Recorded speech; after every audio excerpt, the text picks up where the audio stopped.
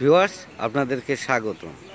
আমরা এসেছি মেরাদিয়া পাওয়ার হাউজের পিছনে 11 নম্বর রুটে মোহাম্মদ আলী ডেইরি ফার্মে।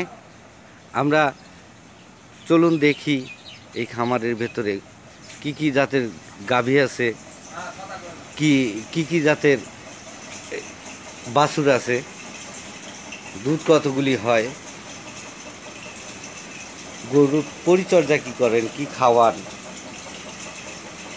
দুধ কতগুলি হয়, কিভাবে চিকিৎসা করেন, এসব বিষয়ে কথা বলবো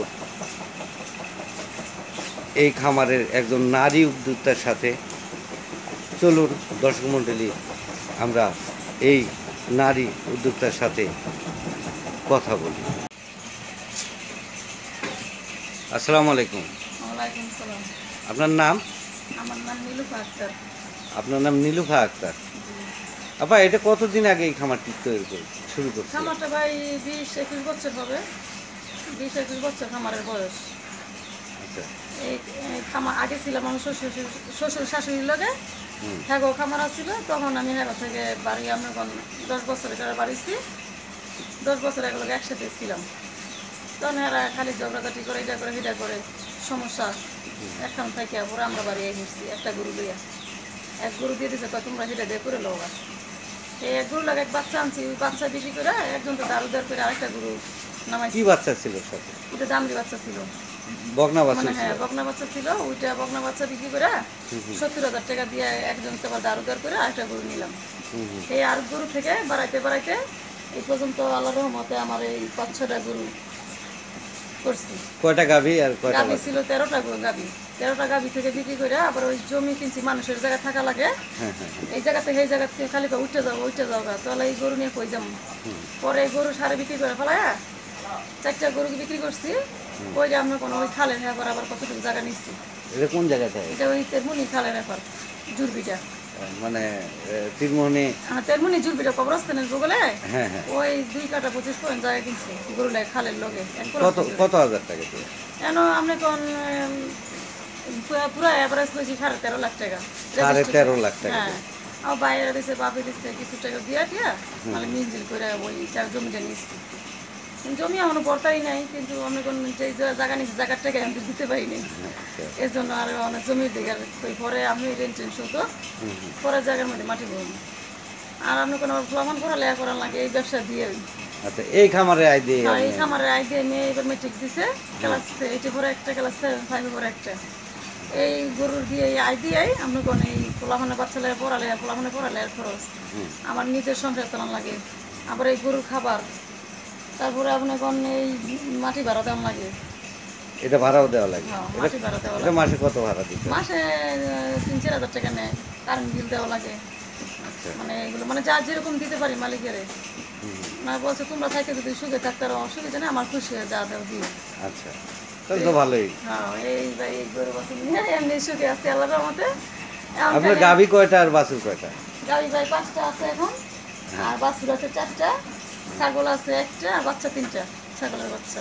আচ্ছা, মানে সব মিলে আপনার গরু হলো 9টা? 6, 7, 8, 9টা। 9টা আছে, 9টা আছে। আর আপনি কোন ছাগল সার বাছুর কয়টা? আর সার বাছুর আছে আপনি কোন 2টা, আর বেটি বাচ্চা আছে 2টা, বর্গনামী মানে মহিলা বাচ্চা 2টা। আপা, আপনার এখানে 5টা হলো গাভী? হ্যাঁ, 5টা গাভী। 5টা গাভীতে দুধ হয় কতগুলো? 5টা গাভী থেকে ভাই দুধ আল্লাহর রহমতে আপনি কোন 45 কেজি 50 কেজি আসে সকালে। কোন দিন খাবার কম থাকলে আরো কমাই, মানে কম দেয়।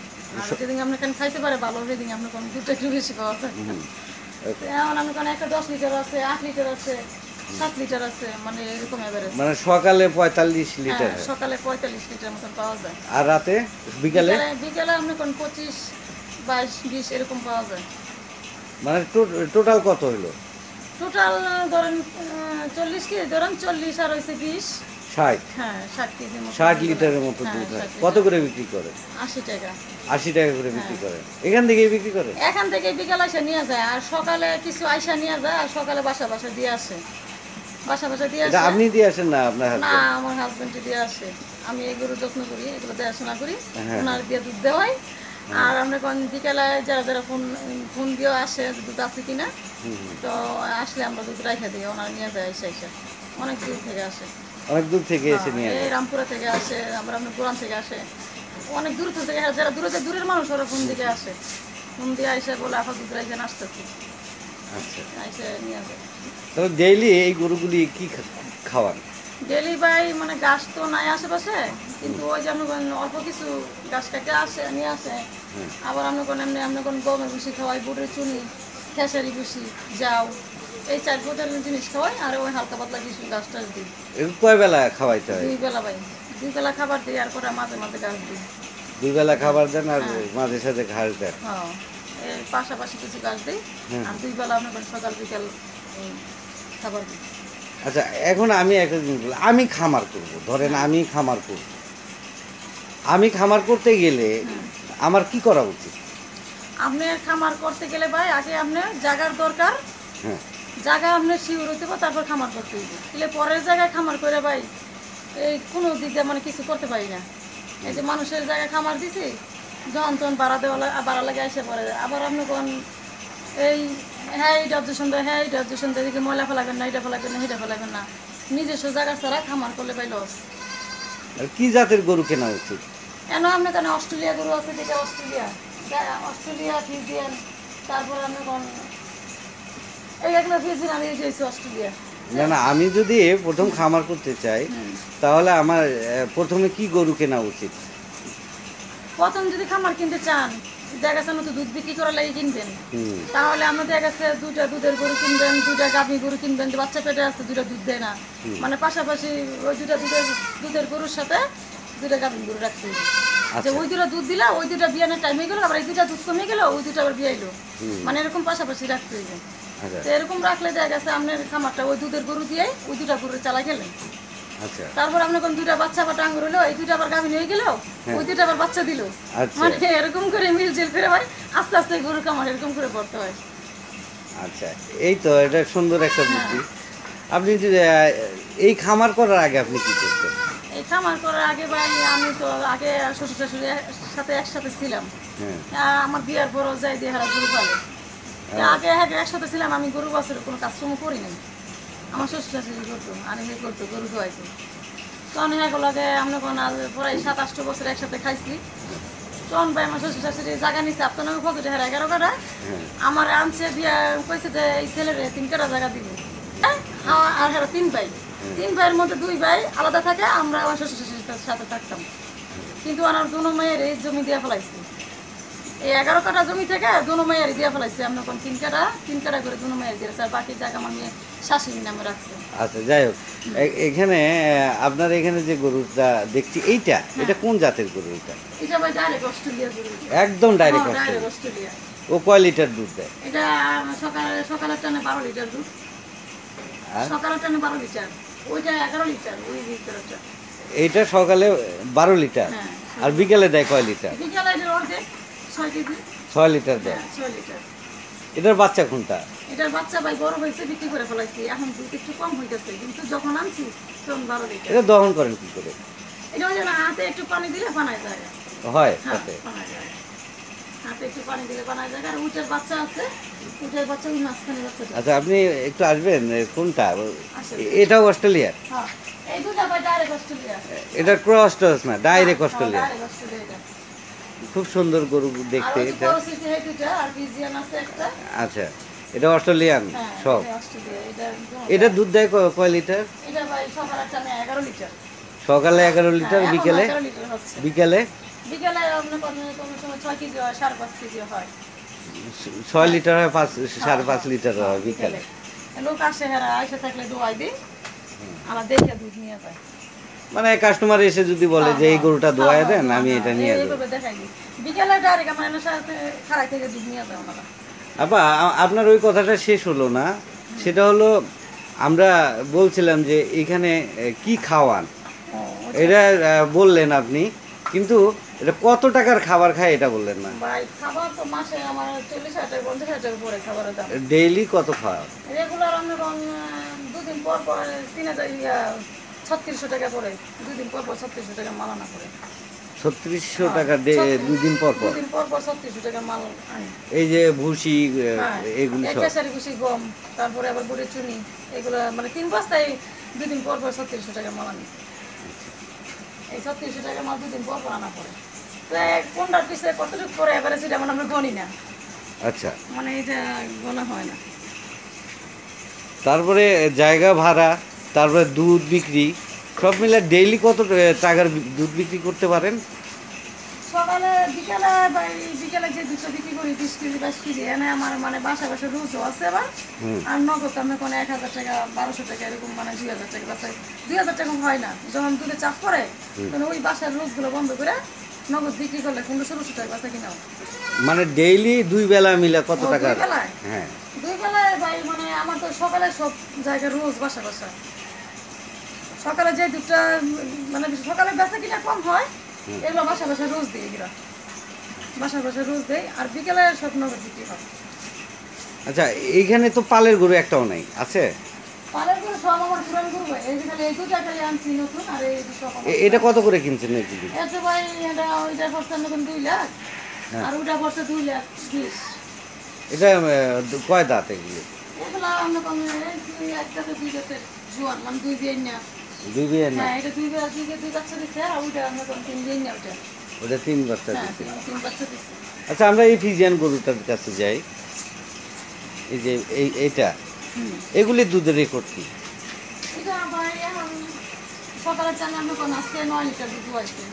9 লিটার দোয়াইছে। 9 লিটার। আর বিকালে বিকালে এর অর্ধেক হয়।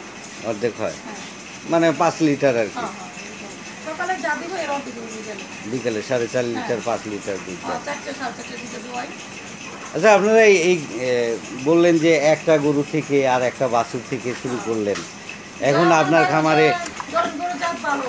হ্যাঁ এখন ওরা অনেক দামি বাচ্চা দিচ্ছে, অনেক বাচ্চারা বেচলে লস। তো এটা আমরা কোন দুধ খাওয়া কষ্ট করে 3 বছর ফেললে বেচাকে আপনারা গাভী বিক্রি করেন? না ভাই, গাভী বিক্রি করি না। গাভী বিক্রি করি না, দেখি যে দুধ কম হয়, কম দেয়, সেটা হয়ে গেছে বারের কোনো সমস্যা হয়েছে, তো এটা বিক্রি করে ফেলা, ঈদের মধ্যে বিক্রি করি। বানের সমস্যা হলে আপনারা কি করেন? বানের সমস্যা দেন গরু ওই যে উনানের সাইডে এসে ওই শোয়ার সমস্যা হয়, তখন আমার সাইডে এলে আমরা ওই পোনা পানি এনে মারি। ডাক্তারের কাছে গেলে বলে দেয় পোনা পানি মারেন, ওই 4 দিন 3 দিন মারি, তখন ওই সাইডটা ঠিক হয়ে যায়। আর যদি আমরা কোনো রক্ত আসে বাটে, ওই পোনা পানি মারলে ঠিক হয়ে যায়। মারি ব্যথার মারি। এটা ভ্যাকসিনও দিতে হয় না? হ্যাঁ, ভ্যাকসিন মারা লাগে 6 মাস পর পর মারি। 6 মাস পর পর ভ্যাকসিন দেন? আর ডাক্তার নিয়মিত কোন সমস্যা? নিয়মিত যদি কোনো সমস্যা থাকে ডাক্তারের ফোন দেয়, তো ডাক্তার বলে দেয় যে এই ওষুধটা মারো, আমি আবার মারতে পারে। মানে আপনার হাজবেন্ডই এটা মারতে পারে? হ্যাঁ, ওনার সেই মারতে পারে। বলে দেয় যে এইটা দেন, ওইটাই আমরা এই যে পশু হাসপাতালে বালামরে ফোন দিই, বালাম ডাক্তার, ওনারে ফোন দিই, ওনার ফোন দিলে ওনার আবার বলে দেয় যে এটা মারো। তাহলে ওনার আসতে অনেক দূরে 1000 টাকা ভিজিট দেওয়া লাগে। আচ্ছা, আপনারা এইটার বাছুর কোনটা? এটা বাচ্চা এই যে আজকে 5 দিন হচ্ছে বাচ্চা দিচ্ছে। এইটা 5 দিন হলো বাচ্চা দিছে? এটা কি বাচ্চা? এটা ষাঁড় বাচ্চা। ওটা ষাঁড় বাচ্চা, সুন্দর তো। হ্যাঁ, এটা কোন জাতের বাচ্চা এটা? এটা আপনার কোনো এক দেশি বাচ্চা দেন না, সেরকম বাচ্চা আসছে, মার লাগে না। অস্ট্রেলিয়ান ক্রস এটাও? হ্যাঁ, অস্ট্রেলিয়া ঘুমাইতেছে না। আচ্ছা, এই যে এগুলি যখন বীজ দেন কোথা থেকে দেন? এগুলা বীজ দিলে ডাক্তার আসে, ডাক্তারে ফোন দিলে ওনা আসে, আইসে দিয়ে যায়? জিন্না ডাক্তার আসে, জিন্না ডাক্তার আমাদের দিকে এলাকায় সবাই বীজ দেয় বলুন। হ্যাঁ, ওনারা ফোন দিলে আসে, আইসে দিয়ে যায়। কত করে নেয়? একটা বীজ 500 টাকা নেয়। 500 টাকা বীজ নেয়, আইসে দিয়ে যায়? আগে 200-250 টাকা ছিল, এখন 500 টাকা হয়েছে। এখন 500 টাকা করে দিলে কোনো মিস হয় না? না, মিস হয়। ডাক্তার তো বুঝেন না, যদি গরু আন, যদি কই যে ডাক্তার গরু গরম হয়েছে বীজ দেন, তো ওনার আইসা কয় গরু গরম হয়েছে বীজ দিয়ে যায়, কিন্তু গরম হয়েছে কিনা না হয়েছে এটা বলে না, ওটার বলে ওই বীজ দিয়ে যায়।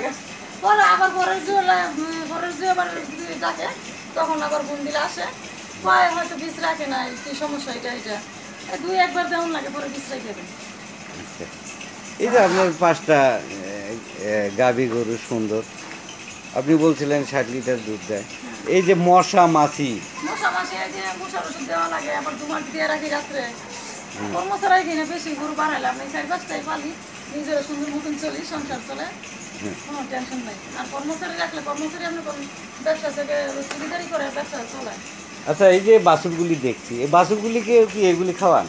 এই যে হ্যাঁ, ভুসি আর খুদ এগুলি এখানে কি কি বাছুর আছে? এখানে আছে আমার ওখানে যে ওইটা মহিলা বাচ্চা, এটা বেটা বাচ্চা, ওইটা বেটা বাচ্চা, এটা মহিলা বাচ্চা।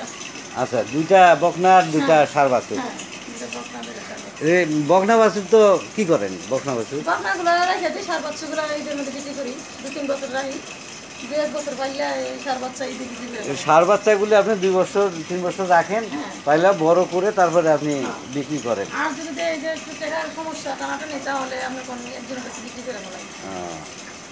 আচ্ছা, আপনারা টাকার সমস্যা হলে দরকার হলে আপনারা বিক্রি করে ফেলেন, হ্যাঁ, টাকা- গাভিও বিক্রি করেন যদি। যদি দরকার পড়ে, বেশি সমস্যা কিন্তু লাগলো, কোনো তো লেগে একটা গাড়ি বিক্রি করি না, করি না।